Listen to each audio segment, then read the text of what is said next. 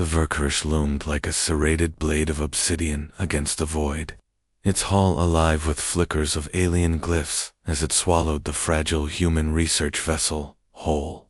And within the hum of failing lights and the metallic taste of fear, Maya Cross sat among her fellow scientists and engineers.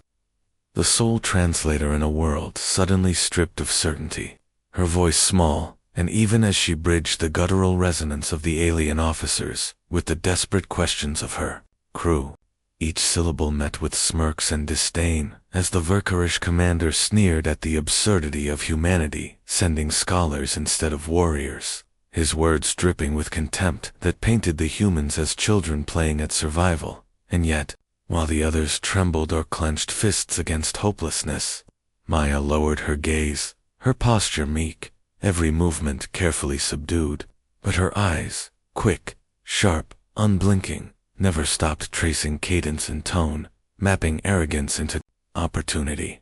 And when the separation began, the crew torn into cells by armored escorts who barely acknowledged her murmured compliance, she let fall a single phrase in English, soft, unremarkable to alien ears, dismissed as nonsense, but it landed among her crew like a spark in dry tinder. Shoulders straightening, jaws tightening, the unspoken charge of recognition racing between them. And in that instant it became clear Maya was not simply translating. She was reading the enemy, playing the long game. And whatever she had just whispered was the first move in a plan no one but her yet understood. Maya Cross was born in Houston, Texas, into a house where strategy and language were the air she breathed. Her father, a military intelligence officer who believed silence and shadows won wars. Her mother, a linguistics professor who argued that words could reshape the battlefield more decisively than any bullet. And from childhood Maya absorbed both worlds, learning how to listen for the unspoken meaning behind a phrase, while also recognizing the subtle weight of silence. But the balance shattered when her father vanished on a mission the government later denied existed, a denial that carved bitterness into her bones and taught her to distrust brass who used people as expendable assets. And in the aftermath, it was her mother's quiet plea, "Speak for those who can't," that anchored her, guiding her to step into covert operations under the unassuming mask of translation, a role that made her invisible yet indispensable. Her tongue, her weapon, and her ears, her shield.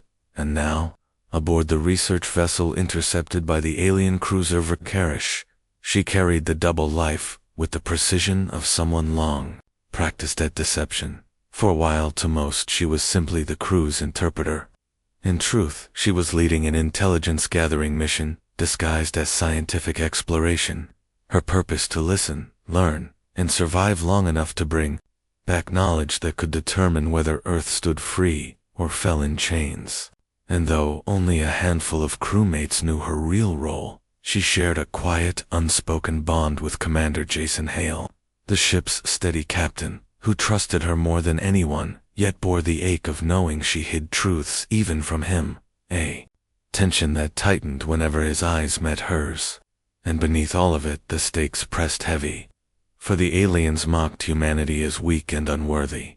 But Maya knew this was no simple encounter. It was a test, and if she failed to prove otherwise, Earth's colonies, scattered across the stars, might be annexed, enslaved, or erased entirely, leaving her father's sacrifice and her mother's faith in words, both consigned to silence.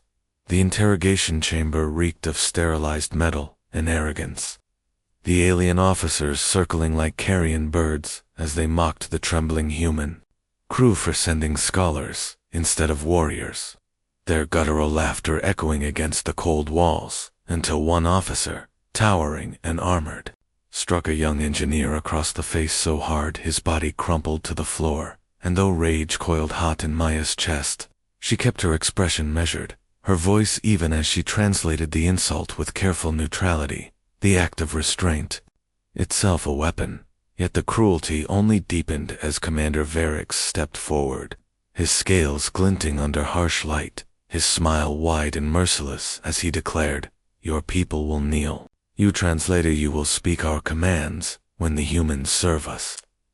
And though his words burned like acid, Maya lowered her gaze, offering a soft nod that suggested obedience. But behind that mask her mind snapped into focus, her hidden mission sharpening like a blade, because unknown to their captors, the slate she carried for translation was more than a tool. Its framework, laced with microtransmitters smuggled past inspections, and every phrase she had uttered since capture had doubled as coded reports, her soft cadence transmitting troop numbers, weapons, placements, and schematics of the Verkerish to Earth's command, without a flicker of suspicion. The quiet war already underway beneath the aliens' mocking eyes. Yet the fragile balance threatened to collapse when she overheard two officers whispering of a plan to execute half the crew as a lesson in dominance. A casual slaughter meant to break human will, and in that moment, Maya's blood turned to ice as the decision sharpened before her remain the silent conduit, gathering intelligence while her friends died, or cast aside the mask and risk everything to strike back, knowing one wrong move could doom not only the crew, but humanity's last chance to prove it would never kneel. The corridors of the Verkerish pulsed with cruelty as the aliens began executing prisoners from other captured ships, broadcasting the deaths as a spectacle meant to teach humanity its place. And though Maya stood among her crew with her face composed and her voice steady, each execution hollowed her, the quiet seeth behind her eyes threatening to tear her mask apart. Yet she swallowed the rage, because every moment she endured gave her more time to feed coded whispers into the hidden transmitters. Though the cost was growing as doubt began to splinter her crew, the weight of their mistrust pressing into her bones as whispers circled. "Why do you just stand there translating? Why won't you fight?"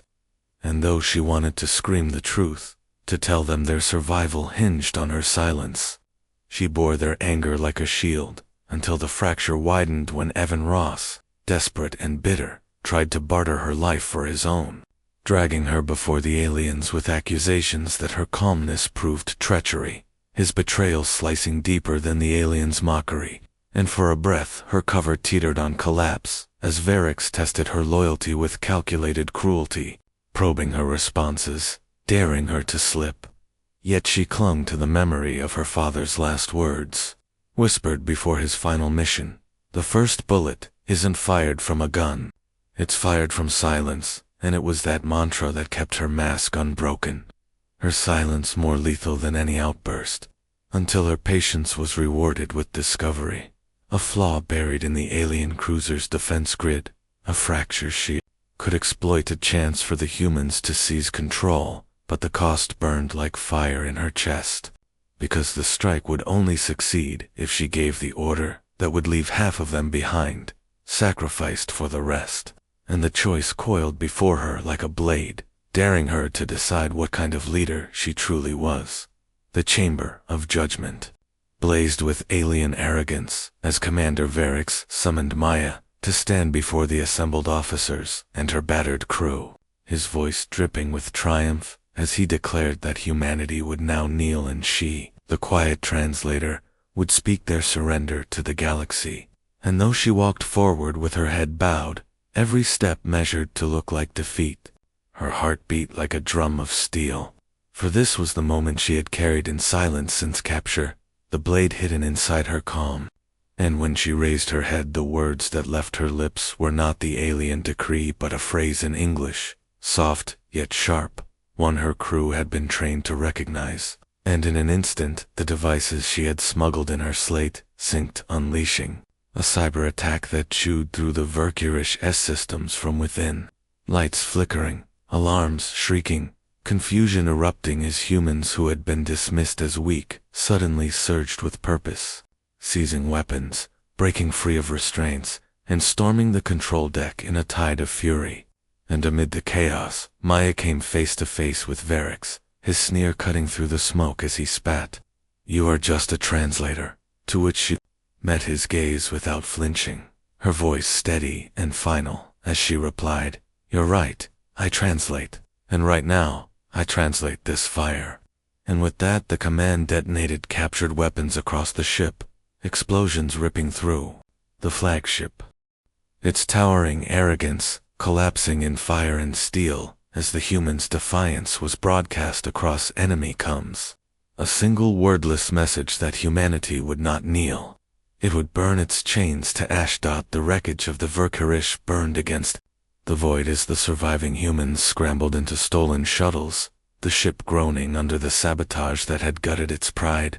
And though alarms still screamed behind them, the crew pushed forward with a unity born of fire, fleeing into the stars, while the alien fleet staggered in disbelief, their arrogance shattered.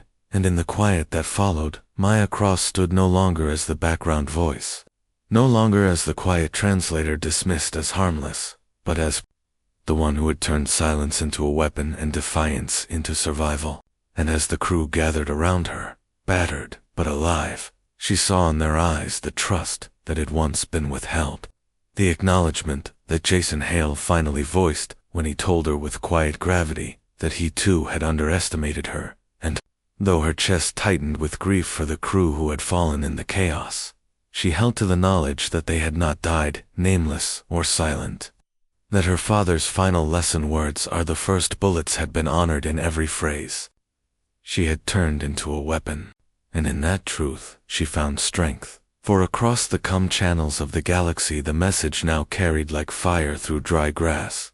Humanity was not weak, not naive, not a species to kneel, but a people who fought with cunning, who wielded silence and language as blades sharper than steel. And in the eyes of the stars, Maya had transformed her role, from interpreter of words to translator of defiance.